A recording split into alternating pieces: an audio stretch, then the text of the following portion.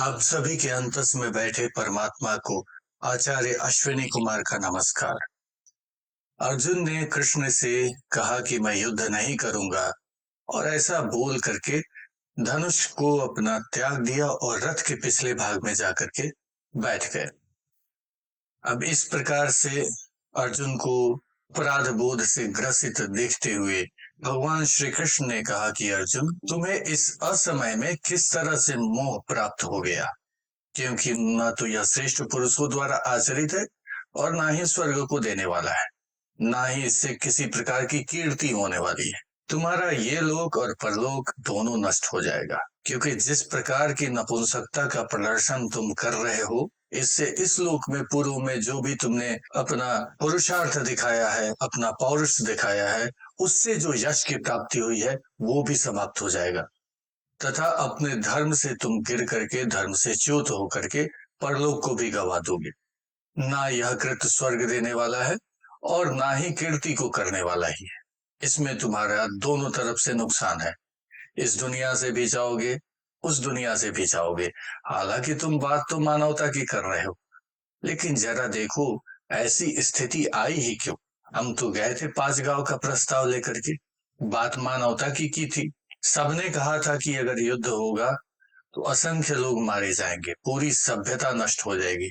फिर भी सामने वाला जब सुनने को तैयार नहीं, तो ऐसी स्थिति में क्या सत्य को कॉम्प्रोमाइज कर लेना चाहिए था? ये कहाँ तक ठीक होता?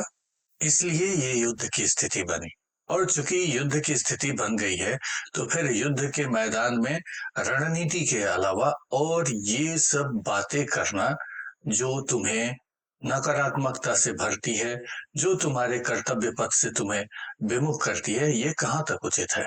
इस दुर्बलता को त्याग कर युद्ध के लिए खड़ा हो जा अर्जुन। नपुंसकता को मत प्राप्त हो, और ऐसी स्थिति में इस प्रकार की इस बातें नपुंसकता ही प्रतीत होती है। हे परम तत्व, अपने हृदय की दुर्बलता को त्याग कर युद्ध के लिए खड़ा हो जा। जब भगवान कृष्ण ने अर्जुन को फटकार लगाई तो अर्जुन ने कहा कि हे मधुसूदन, मैं इस रणभूमि में किस प्रकार भीष्म और द्रोणाचार्य के विरुद्ध लड़ूंगा, क्योंकि वे दोनों मेरे पूज्य हैं, मेरे श्रेष्ठ हैं, मेरे बड़े हैं। उनके विरुद्ध युद्ध लड़ना कहाँ तक ठीक है। इसलिए इन महानुभाव गुरुजनों को मार करके, अगर मान लीजिए मैं इनसे लड़ता हूँ, ये मुझसे बड़े हैं, बुजुर्ग हैं, इनको मार करके मैं युद्ध जीत भी लेता हूँ तो मुझे उसमें कोई प्रसन्नता नहीं है। इससे अच्छा तो मुझे उचित लगता है कि मैं भीख मांग करके ही अपना गुजारा कर लूं, लेकिन अपने गुरुजनों को ना मारूं। मैं कैसे अपने गुरुजनों के रक्त से सने हुए भोग को भोगूंगा? मैं कैसे उस सुख सुविधा का लाभ ले सकता हूँ जिस सुख सुविधा को प्राप्त करने के लिए मेरे गुरुजनों का, मेरे प्रियजनों का खून बहा हो? उनके खून में सने हुए सुख सुविधा का लाभ मैं नहीं ले सकता। हे मधुसूदन, मैं यह भी नहीं जानता कि लड़ना ठीक है या नहीं है। मैं यह भी नहीं जानता कि हम जीतेंगे कि हम हारेंगे। मुझे कुछ पता नहीं है, और मैं ऐसी स्थिति में अपने प्रियजनों को मार करके जीना नहीं चाहता। ये लोग जो हमारे मुकाबले में खड़े हुए हैं, ये सभी हमारे प्रियजन ही तो है। इसलिए आपको लगता है कि मैं कायर हो गया हूँ, आपको लगता है कि मैं अपने धर्म से च्युत होकर के मोहित हो गया हूँ। हे माधव, मेरे लिए जो कल्याणकारी मार्ग है उसे निर्धारित करें। मैं आपकी शरणागति हूँ, मैं आपका शिष्य हूँ। आप मेरे ऊपर दया कीजिए और उचित शिक्षा दीजिए। हे माधव, मुझे ऐसा लगता है कि इस धरती पे अगर मुझे निष्कंटक राज्य मिल जाए, मुझे देवताओं का राज्य भी अगर मिल जाए, मुझे तीनों लोकों का स्वामीपन भी मिल जाए, तब भी मुझे जो शोक इस युद्ध को लड़ करके प्राप्त होगा उसका निदान नहीं हो पाएगा। इसका निदान मुझे नहीं दिखाई देता। इसलिए हे माधव, मैं युद्ध नहीं करूंगा। तब कृष्ण ने अर्जुन को देख करके हंसते हुए से कहा। यहाँ पे कृष्ण को गुस्सा नहीं आया, ये ऐसी स्थिति में ऐसी बात कर रहा है। कृष्ण को हंसी आ रही है, और हंसी के पीछे कारण क्या है कि अर्जुन की जो भी बातें हैं, अर्जुन यहाँ पे जो भी तथ्य रख रहा है, उसके पीछे अर्जुन के नरम हृदय का, अर्जुन का के संवेदनशील हृदय को अभिव्यक्त कर रहा है। इसलिए कृष्ण को हंसी आ रही है। हालांकि प्रसंग से इतर अर्जुन बात कर रहा है, बिल्कुल प्रसंग से उल्टी उसकी बातें हैं, लेकिन उन बातों में मानवता को अर्जुन ने सर्वोपरि रखा है, ये बात देखने वाली है। इसलिए कृष्ण हंसते हैं और हंसते हुए कृष्ण ने अर्जुन को कहा कि हे अर्जुन, तू क्यों शोक कर रहा है? विद्वान जन उन लोगों के लिए बिल्कुल शोक नहीं करते जिनके प्राण चले गए, और जिनके प्राण जाने वाले हैं उसके लिए भी विद्वान जन शोक नहीं करते, उसके लिए भी अफसोस नहीं जताते। ऐसा तो है नहीं कि आज जो लोग तुम्हें दिखाई दे रहे हैं बस ये आज ही हैं, ये पहले नहीं थे। और ऐसा भी नहीं है कि ये आज जो तुम्हें दिखाई दे रहे हैं ये जब दिखाई नहीं देंगे तो ये न रहेंगे, ये तब भी रहेंगे, ये हमेशा रहेंगे। जिस प्रकार जीवात्मा इसी देह में बालपन, जवानी, वृद्धावस्था, अलग अलग अवस्थाओं में अलग अलग शरीर को धारण करता है, उसी प्रकार मृत्यु के बाद उसे एक नया शरीर मिल जाता है। इस विषय में कोई भी धैर्यवान व्यक्ति मोहित नहीं होता, उसे किसी प्रकार का भ्रम नहीं होता। हे कुंती पुत्र, सर्दी, गर्मी, सुख दुख को देने वाले इंद्रिय और विषयों के संयोग तो उत्पत्ति, विनाशशील और अनित्य है। इसलिए हे भारत, इसको तू सहन कर। जिस शरीर को सर्दी, गर्मी, सुख दुख का एहसास होता है और जिस शरीर से उत्पन्न होने वाला नया शरीर है वो भी सुख दुख, सर्दी, गर्मी का एहसास करता है। यह जिससे पैदा हुआ है वो नश्वर है, अस्तु ये शरीर भी नश्वर है। हमारा शरीर किसी और के शरीर से उत्पन्न होता है, जिसके शरीर से उत्पन्न होता है उसका शरीर नष्ट हो जाएगा, फिर हमारा शरीर शाश्वत कैसे हो सकता है? ये भी एक समय आने पे नष्ट हो जाएगा। इसलिए इसमें होने वाली पीड़ा को तू सहन कर, क्योंकि हे पुरुष श्रेष्ठ, दुख सुख को समान समझने वाले जिस धीर पुरुष को ये इंद्रिय और विषयों के संयोग व्याकुल नहीं करते वह मोक्ष के योग्य होता है। यहाँ पे मजेदार बात भगवान कृष्ण ने कहा कि यह शरीर का स्वभाव है सुख और दुख को अनुभूत करना, न कि चेतन का, न कि जीवात्मा का। जीवात्मा सुख और दुख के एहसास से बिल्कुल अलग होता है, और जो प्राणी जीवात्मा के साथ आत्मसात होकर, एकात्म होकर के जीवन जीता है, उसे भी सुख और दुख छू नहीं पाता, और वास्तव में वैसे ही प्राणी मोक्ष के भागी होते हैं, वैसे ही लोग मोक्ष के योग्य कहलाते हैं। असत का कोई सत्ता नहीं है, जो है ही नहीं उसकी सत्ता कहां से हो सकती है, और सत का कोई अभाव नहीं है। इस प्रकार दोनों ही तत्वज्ञानी पुरुषों द्वारा देखा गया है, मेटाफिजिसिस्ट द्वारा देखा गया है। यहाँ पे बाइनरी मैथमेटिक्स की बात कर रहे हैं कृष्ण। यहाँ पे कृष्ण ने 0 और 1 के इक्वेशन को दिया है, बाइनरी मैथमेटिक्स जिसे कहते हैं, सत और असत। यहाँ पे 0 और 1 की जगह पे सत और असत दो शब्दों का प्रयोग किया गया है। असत मीन्स 0 और सत का मतलब 1 होगा। असत इसका कोई अस्तित्व नहीं, 0 इसका कोई अस्तित्व नहीं, सत 1 इसका अस्तित्व है, इसका कोई अभाव नहीं। भगवान कह रहे हैं कि हे अर्जुन, जो सत है उसका कभी नाश नहीं होता, यह संपूर्ण दृश्यमान जगत सत से ही बना हुआ है, वह अविनाशी है, और उस अविनाशी का विनाश करने में कोई सक्षम नहीं है, किसी के पास ऐसी सामर्थ्य नहीं है जो अविनाशी का विनाश कर दे। इस नाश रहित अप्रमेय नित्य स्वरूप जीवात्मा के ये सब शरीर नासवान कहे गए हैं। इसलिए हे भरतवंशी अर्जुन, तू युद्ध कर। हालांकि जीवात्मा अविनाशी है, लेकिन जीवात्मा का शरीर अविनाशी नहीं है, शरीर नष्ट हो जाता है। शरीर नष्ट हो जाने से जीवात्मा नष्ट नहीं होता है। इसलिए हे अर्जुन, तुम युद्ध करो, किसी प्रकार का संशय मत करो। जो इस आत्मा को मरने वाला समझता है तथा जो इसको मरा हुआ जानता है, वे दोनों ही नहीं जानते, क्योंकि यह आत्मा वास्तव में न तो किसी को मारता है और न ही इसको कोई मार सकता है। यह आत्मा ना कभी जन्म लेता है और ना कभी मरता है, ना यह उत्पन्न होने वाला है और ना ही यह नष्ट होने वाला है, क्योंकि ये अजन्मा है, नित्य है, सनातन है, पुरातन है, शाश्वत है। ये सदा सर्वदा रहा है और सदा सर्वदा रहेगा। शरीर के मारे जाने पर भी इसको मारा नहीं जा सकता। हे प्रथापुत्र अर्जुन, जो व्यक्ति इस आत्मा को नाश रहित, नित्य, अजन्मा और अव्यय जानता है, वह पुरुष कैसे किसी को मार सकता है या कैसे किसी को मरवा सकता है? जो जानता है कि यह मर ही नहीं सकता, जो जानता है कि यह नष्ट हो ही नहीं सकता, वो कैसे किसी को कह सकता है कि इसे नष्ट करो? हाँ, जो नहीं जानते हैं उनके लिए आत्मा मर सकती है, उनके लिए आत्मा का कोई अस्तित्व नहीं है, क्योंकि वे नहीं जानते।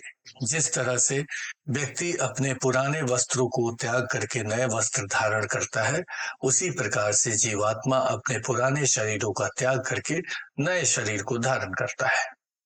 इस आत्मा को ना ही शस्त्र द्वारा काटा जा सकता है, ना ही इसे अग्नि द्वारा जलाया जा सकता है, ना ही इसे जल के द्वारा गीला किया जा सकता है, और ना ही इसे हवा सुखा सकती है, क्योंकि यह आत्मा अछिद्य है, यह आत्मा अदह्य है, यह आत्मा अक्लेद्य है और निसंदेह अशुष्य है, तथा यह आत्मा नित्य, सर्वव्यापी, अचल, स्थिर रहने वाला है और सनातन है। यह आत्मा अव्यक्त है, यह आत्मा अचिंत्य है, यह आत्मा विकार रहित है, इसमें किसी प्रकार की कोई कमी नहीं है। इससे हे अर्जुन, इस आत्मा को उपयुक्त प्रकार से जानकर तू शोक करने के योग्य नहीं है। तुझे शोक करना उचित नहीं प्रतीत होना चाहिए।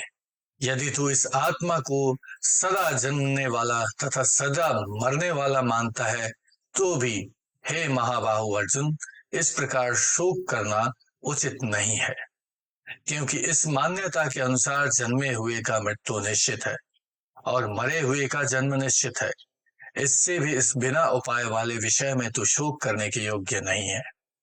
हे अर्जुन, संपूर्ण प्राणी जन्म से पहले अप्रकट थे और मरने के बाद भी अप्रकट हो जाने वाले हैं, केवल बीच में ही प्रकट है। फिर ऐसी स्थिति में क्या शोक करना है? कोई एक पुरुष ही इस आत्मा को आश्चर्य की भांति देखता है, और वैसे ही दूसरा कोई महापुरुष इसके तत्व का आश्चर्य की भांति वर्णन करता है, तथा दूसरा कोई अधिकारी पुरुष ही इसे आश्चर्य की भांति सुनता है, और कोई कोई तो सुनकर भी इसको नहीं जानता या उसकी समझ इतनी विकसित नहीं होती जो इसे जान सके। हे अर्जुन, यह आत्मा सबके शरीर में सदा ही अवध्य है, इसे कोई नहीं मार सकता। इस कारण संपूर्ण प्राणियों के लिए तू शोक करने के योग्य नहीं है। तेरे ऊपर इस युद्ध का दारोमदार नहीं है, तू इसमें सिर्फ निमित्त भर है। इस बात को जान ले, और अपने धर्म को देखकर भी तू भय करने योग्य नहीं है। तुझे भयभीत नहीं होना चाहिए, क्योंकि क्षत्रिय के लिए धर्मयुक्त युद्ध से बढ़कर दूसरा कोई कल्याणकारी कर्तव्य हो ही नहीं सकता। हे पार्थ, अपने आप प्राप्त हुए खुले हुए स्वर्ग के द्वार रूप इस प्रकार के युद्ध को भाग्यवान क्षत्रिय लोग ही पाते हैं, जो सत्य के लिए लड़ने को तत्पर हो। ऐसा युद्ध जहां पे सत्य की रक्षा करनी हो, ऐसा युद्ध जहां पे सत्य असत्य के विरुद्ध खड़ा हो, ऐसा सुअवसर हर क्षत्रिय को नहीं मिलता जो तुझे मिला है। किंतु यदि तू इस धर्मयुक्त युद्ध को नहीं करेगा तो अपने धर्म से गिर जाएगा। अगर तू इस धर्म युद्ध युक्त को नहीं करेगा तो अपने धर्म से च्युत होकर के अपने यश और कीर्ति को खो करके पाप का भागी बनेगा, और सब लोग तेरी बहुत काल तक निंदा करेंगे, ऐसे ऐसे अपतार्किक कथन कहेंगे जो तेरे लिए असह्य होगा। माननीय पुरुष के लिए अपकीर्ति से बड़ा मरण नहीं होता, मरण से बड़ा अपकीर्ति होता है।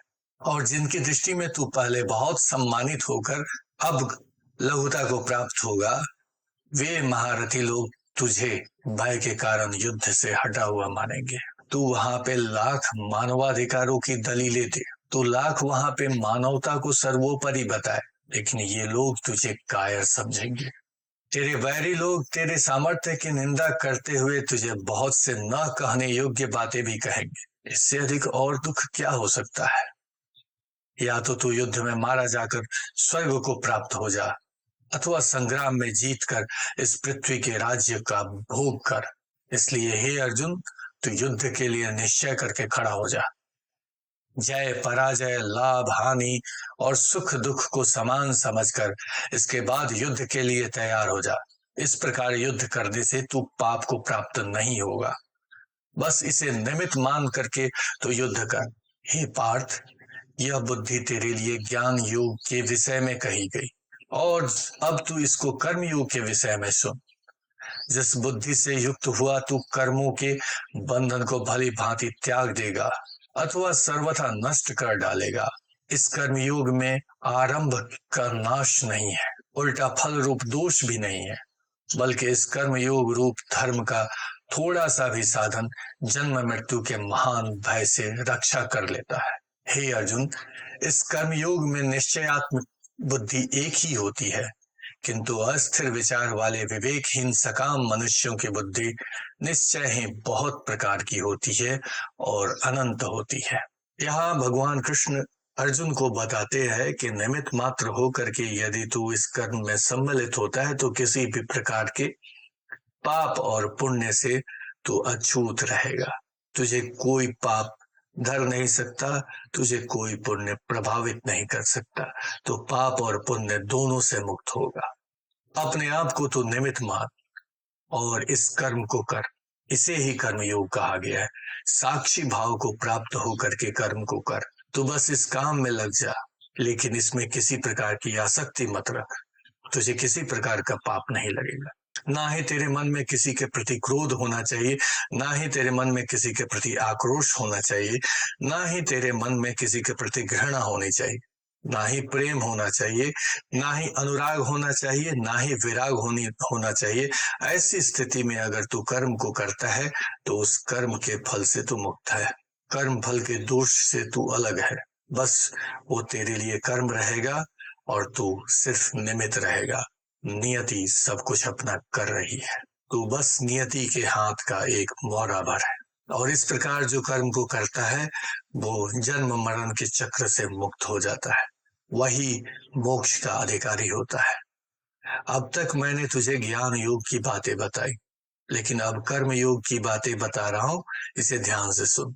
हे अर्जुन, जो भोग में तन्मय हो रहे हैं, जो कर्म फल के प्रशंसक वेद वाक्यों में ही प्रीत रखते हैं, जिनकी बुद्धि में स्वर्ग ही परम प्राप्य वस्तु है और जो स्वर्ग से बढ़कर दूसरी कोई वस्तु ही नहीं जानते, ऐसा कहने वाले हैं वे अविवेकी जन। इस प्रकार जिस पुष्पित शोभा युक्त वाणी को कहा करते हैं, जो कि जन्म रूप कर्म फल देने वाली एवं भोग तथा ऐश्वर्य की प्राप्ति के लिए नाना प्रकार की बहुत सी क्रियाओं का वर्णन करने वाली है, उस वाणी द्वारा जिनका चित्त हर लिया गया है, जो भोग ऐश्वर्य में अत्यंत आसक्त है, उन पुरुषों की परमात्मा में निश्चयात्मिकता बुद्धि नहीं होती है। वे परमात्मा को जान ही नहीं सकते। हे अर्जुन, वेद उपयुक्त प्रकार से तीनों गुणों के कार्य रूप समस्त भोगों एवं उनके साधनों का प्रतिपादन करने वाला है। इसलिए तो इन भोगों एवं इनके साधनों से आसक्तिहीन, हर्ष शोक आदि द्वंद्वों से रहित नित्य वस्तु परमात्मा में स्थित योग क्षेम को न चाहने वाला और स्वाधीन अंतःकरण वाला हो जा।